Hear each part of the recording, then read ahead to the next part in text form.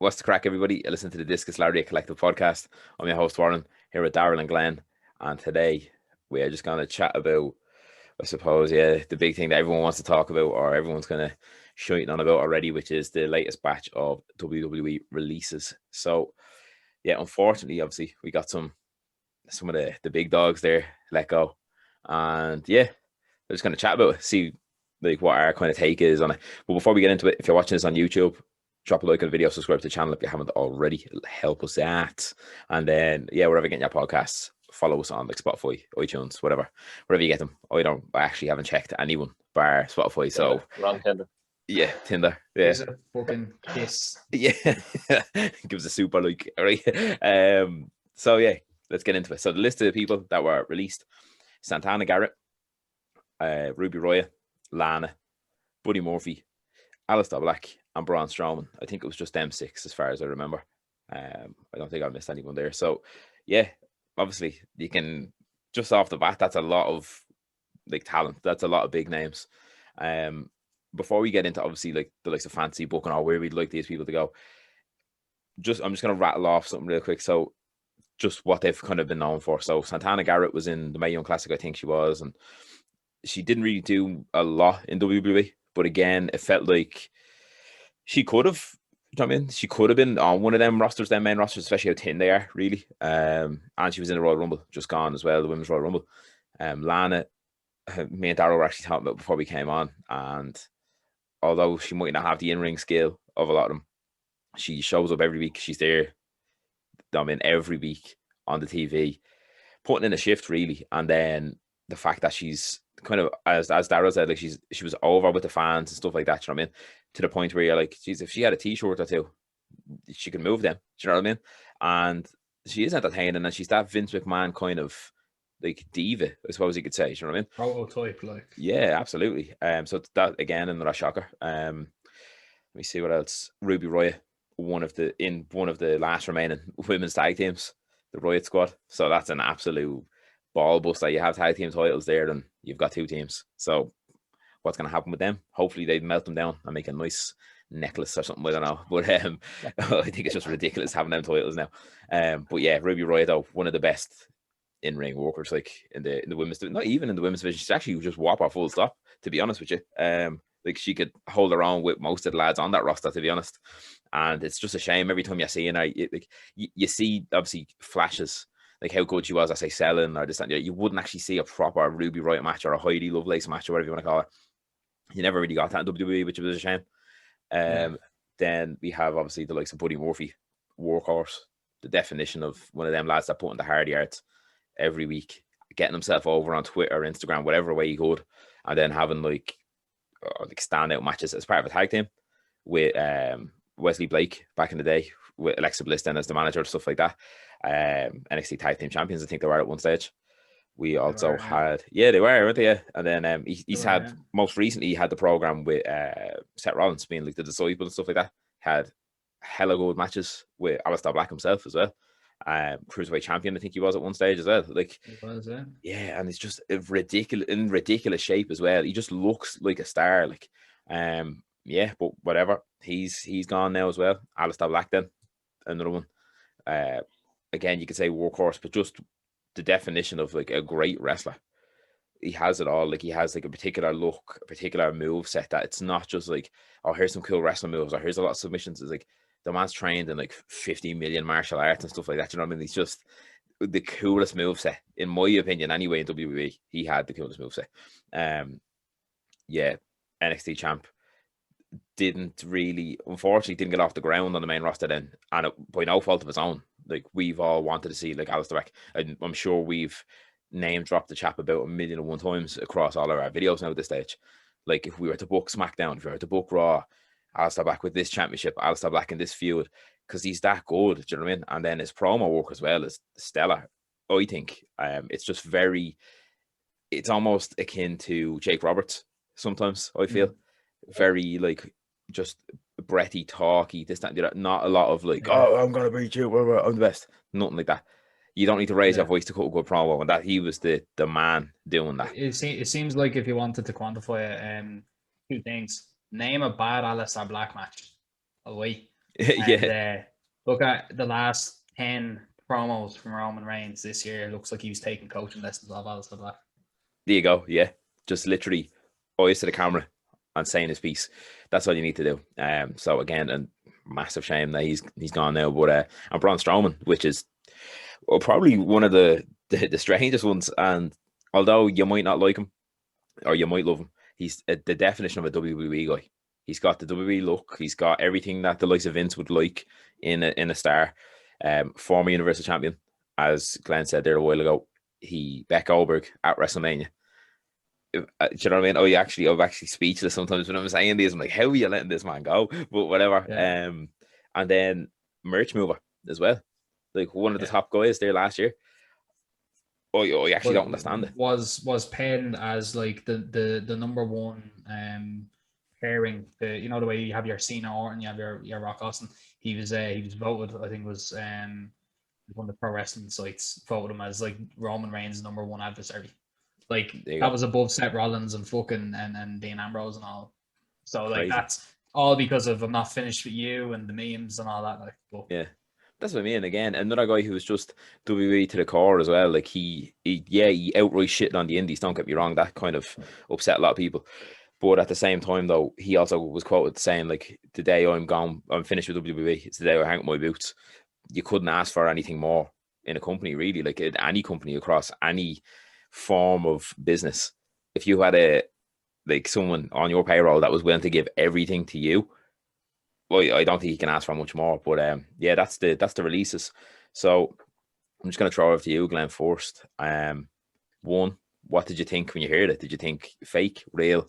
Whoa, what the fuck's going on? And then what's your thoughts? Just kind of break it down, maybe give yourself like a minute or two and just kind of rattle off why you think it happened. so I have three minds about this. So one is as a critic, as a like a reviewer, as someone who has to be somewhat objective about everything. One is as a fan, and then the third is as a businessman. So I'll start with the business mind first. Ever since they hired that fucking budget expert lad, Khan, we've seen these firings, we've seen the reduction in expenditure. So I'm not going to say that this wasn't coming, but like when you've got, I don't know, Humberto Carrillo, or you've brought in the whole Mysterio family, right? Darryl said that a minute No ago. discredit, no discredit to these lads, but Yeah, when you've got like people who can exist outside the realm of WWE comfortably, yeah, yeah. like we've seen, him and his family do, and we've seen some of these lads do on home turf, Mm. and you see guys like Braun Strowman. He wasn't in AEW. He wasn't in WCW. He's as WWE as Roman Reigns or the fucking Rock. Yeah, Like he's literally like he's in the same pool of people like fucking Taker and all the lifers. Like that's and yeah, he's a big man, somewhat clumsy. Had that gas match where he got knocked out by Lesnar and all. Mistakes are going to happen. The dude's fucking 380 pounds or 350 pounds of pure WWE built muscle. I'm surprised he didn't get blowy off Vince at one point. So switching the fan here, like that's a bit of a joke. Like I'd say out of all of the people that got sacked, like although he could be argued as if he's the biggest in a drawaway or anything like that, it is just a genuine fucking shock. Like that to me says that they could strip the fuel out of your rocket mid-flight to anyone. yeah, Like if this had happened the same year, if this had happened last year, like with him and the rest of them, I genuinely wouldn't feel safe for anyone else on that roster. Like yeah, unless you're an indie like covert, as in you wear Rollins or you wear someone else and you switch, like they were already hemorrhaging people who wanted to leave for bigger and grander pastures. Somehow I doubt that these were just a random week of lads strolling in. They were looking at a bottom line, and that's your man, that can lad. He fucking bought Mansion there recently. Like so, this is just pure. It's pure numbers, pure. Sadly, great because ultimately it's probably won't even be the stars who lose out in the grand scheme of things. It'll be the fans. yeah, Like WWE, like you said, it's already 10 on the ground in its divisions. And like, oh no, who are they going to pair Naomi with? Sure, we'll just stick her with Liv Morgan. She's also blonde. Like, is yeah, the writing on the wall for that one? I feel fucking terrible for Lana and Ruby Riott. Like, Lana less so because she does have Miro rocking it over in AEW, and you know that's the writing's on the wall for that. Ruby, I really like.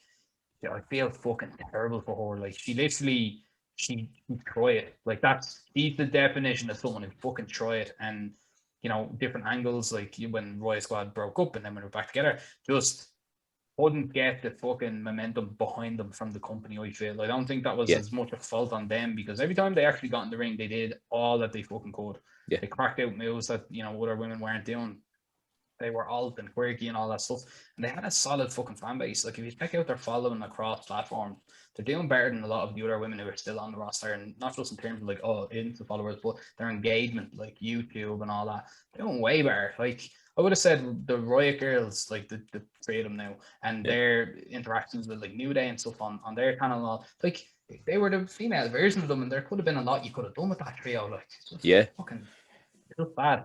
And then the one I feel the worst for, obviously, much in line with you lads, it says Aleister Black, like not knocking on Santana, but sorry, love. Yeah, Aleister Black, fuck me. He was literally about to enter high profile feud with Big E. It just like continuity's sake as a fan, it makes fuck all sense. You're Yeah. like they're just doing the wrong things.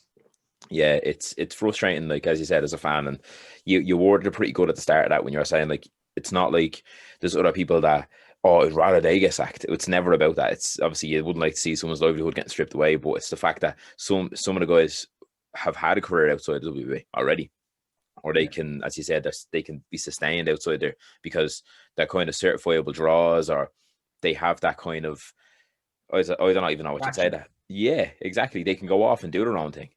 Whereas the likes of Braun Strowman is a bit of a shocker because I feel like he would have been, as you said, a lifer. I'll just pass it over to Daryl now, and then your kind of thing. When you heard about it, what were you thinking, and were you in the same boat as Glenn? Like, oh, this has to be like predetermined, or this had to be thought of a while back. I fucking thought I had to check the month. I thought it was April. Yeah, it was just a shock when I seen it. I think I screenshot it straight away and I sent it to you. I was like, what the fuck is going on? Like, but yeah, just absolutely bizarre. When I seen Braun Strowman, I was like, what is going on? Like, this has to be a joke. And then the more I thought about it, I was like, maybe with that whole New Japan thing, is this something that these guys are all gonna head on over to New Japan, like a working relationship, show that they're fired or something like that? But I don't think it is, and it's bizarre. Like the more you kind of start hearing about it and stuff like that, and Braun's salary and stuff like that, it does make sense, but it doesn't. It's just like, as I was saying to you there, like when Braun was kind of on the scene, when he kind of came in, and you had Big Show and Kane with the Authority, they were your two kind of big men, but they were old. So Braun was the guy that was coming in to fill them boots. They passed on. Braun was there, but now you've got your man Dabakato, who's the big unit, and then you have Omos, and them two guys, as I was saying to you, the two of them together are probably on 700k between both of them, and they're younger than Braun, and Omos is a lot bigger, and he seems to move pretty quick. So I reckon, they're like, here, look, we have two monsters here. Let's just cut Braun, save a few quid, and that's it. Like, but as for Buddy Murphy, if we were to look at that, Daryl, just on that note, like if you look at those two lads alongside like Keith Lee or Dojokovic or anything like that, like in terms of star power, they built him as the monster. Like that's the same way they did Kane, of course, yeah. That's going back. You're going back into that routine of WWE just being spoiled for choice. They have too much now. They don't know what to do. Yeah. But like, actually, he's costing us too much money. We've done a few storylines with him. We need something fresh. Just get rid of him. Yeah. Right. Okay. So it's just bizarre. Buddy Murphy, I'm disappointed because since he came onto the scene in WWE, like onto the main roster, like I was just blown away by him. I was like, this guy is probably one of the best performers that I've ever seen. Like along with AJ Styles, like I can't see anybody better than him. So yeah, that was blowing me away. Aleister Black, that's just bizarre. You're after building this guy up in a new storyline and then just drop him out of nowhere. It's bizarre. With Lana, as we spoke about earlier on, I think, and as Glenn said, the writing on the wall, she's gone to AEW. But I was listening to the Busted Up podcast, and Tommy Dreamer was saying that every single one of them are to call him in 90 days' time, and he's giving them all a job. So that's either Impact or he's going to get them with AEW. Like Tommy Dreamer said this on his podcast. Like, so that's a bold statement. He said, "Call me in 90 days. I don't want to get anything, get in trouble before the 90 days." So that's saying something. So yeah, that's a nice gesture as well for someone who's been on that side of the fence there as well. Do you know what I mean? Like when he was in ECW, say it went under, it was one of them like, I'm not guaranteed a job. Do you know what I mean? And then obviously with WWE picked him up, and again, you knew he wasn't going to hit the heights because he wasn't a WWE guy back then. Do you know what I mean?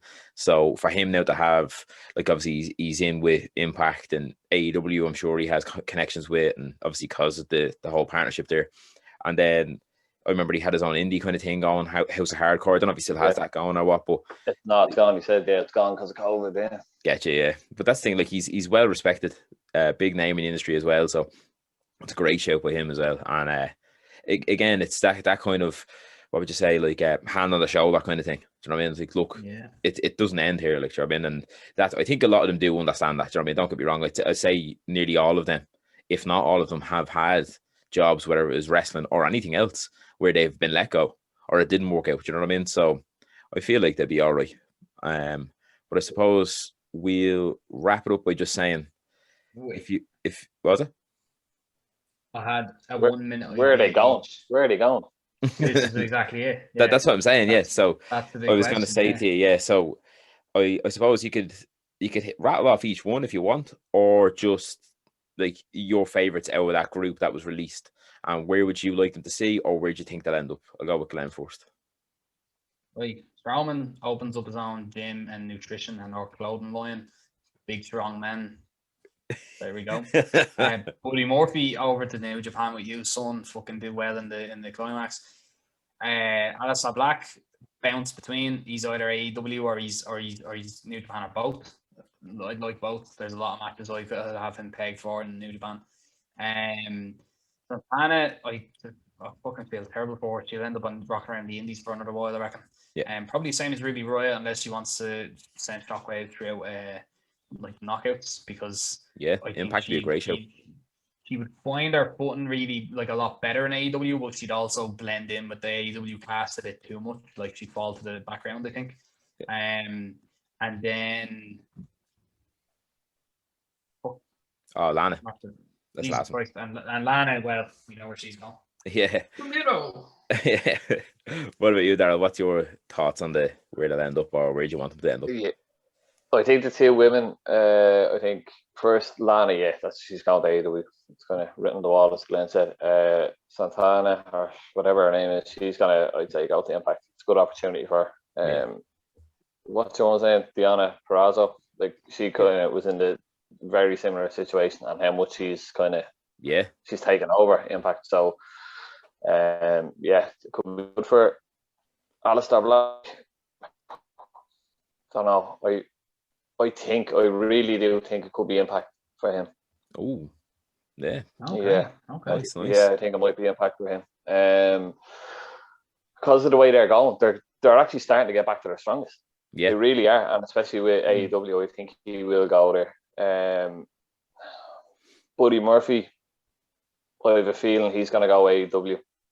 The matches that I can see him having now, especially with Leo Rush after being signed with AEW, Leo Rush, Ray Phoenix, Hangman Adam Page, my God, Kenny Omega as well. Pac as well. I'd love to see Pac and Buddy Murphy. That would be absolutely bananas. Flames. But yeah, this could be a bold move. But if Braun, which I think he will, he'll go somewhere, but I think he'll apologise, and what he said about the Indies or whatever like that, and the talent and everything is just not what he thought. Yeah. MLW is something that nobody is really kind of mentioning, and they've been signed with Vice, and they have two brands now. If they wanted to get their foot in the door to be kind of competing really with the other crowds, and they got a big signing like that, where Vice or whatever could kind of co-split, even for a year with Braun, just to get that big face on, would be unbelievable. But it's kind of a throw up between MLW and AEW with Braun. Yeah, that's a great shout with MLW though, because again, two new brands, a TV show on Vice, stuff like that. a former WWE guy, especially one as big as Braun. That's ratings, that's money. But in terms of What about me, you, Warren? I think I'm in the same boat as most of us, to be honest. Like in terms of most of our picks, like I think it'd be cool to see Ruby Riott in. Like I would like to see, her in AEW. Don't get me wrong, but I think Impact is a great show for Ruby Riott. I think Aleister Black, I'd love to see him just bounce around the indies. I did see he was saying about going back to Pro Wrestling Holland just to kind of see the new generation of lads, because that's where he kind of came from. So that'd be kind of cool to see. And if he did a little tour, he was at OTT a few times over here in Ireland. And that's just a bit of bias because I'd love to see him over here. So yeah, I'd like to see a few indie shows from him. And then I would like to see him in the G1 Climax. And then Buddy Murphy, I'd love to see kill it in the Best of Super Juniors in Japan. I think he will. I think Buddy Murphy's a Japan guy all over. I think hearing us here, buddy. Yeah, I'm not your buddy guy. No, but I think that's a great show though. Buddy Murphy Japan, and then again though AEW, that roster, it's just dream matches all over the place. And then the likes of, he called out basically Kenny Omega on Twitter or Instagram a few weeks back, and then same with Kenny Omega, he was like, I love Buddy Murphy, that's the kind of guy I want to get in the ring with. So you almost have a bit of a foundation there as well, so why not? And then Braun Strowman, I just have a weird inkling that he's going to be re-signed with WWE. I think like obviously he's going to have to do something for a while probably if they don't re-sign him right away, but if they don't, I'd like to see him just I think it'd be cool to see him on Impact against Moose. Two big hoss just going at it. But again, Will Morris as well. Oh shit, yeah. Oh my god, forgot about him, yeah. Big Cass. Look at that. My god, triple threat match. Ring doesn't explode. How about that? Instead of just having two big boys just drop ass in the ring and the ring just going out from underneath them. Instead of doing that, have three of them in it and nothing happened to the ring. Just had the referee go sent into orbit. Just have that. In fact, the absolute gravitational pull it, lads, the ring's moving around. It's like on a little track, bouncing from the corner. It's like the DVD logo from years ago. Why not? Fuck it. You can do all sorts of cinematic matches now. Why not? Give it a bash. A lot of lads pulling it with a rope. It's Braun and Big Hat having a tug of war using the ring ropes. Yeah. But yeah, overall though, yeah, it's a shame. Before we go.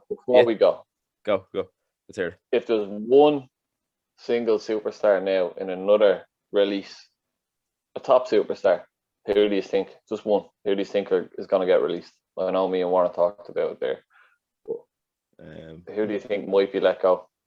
Glenn? Like a top guy. Top guy, yeah. Something along the lines of what we just witnessed. Bobby Roode. He's not top guy though. That's a good shout though. He is. He's a pretty big guy. Top guy to most people, to be honest. Like, yeah, he might not be portrayed as it, but yeah, might not be portrayed as it, but he was the top guy in Impact. Do you know what I mean? Oh yeah. Top guy in NXT as well for a while. It'd be Bobby Roode, Keith Lee, and what's that cunt's name?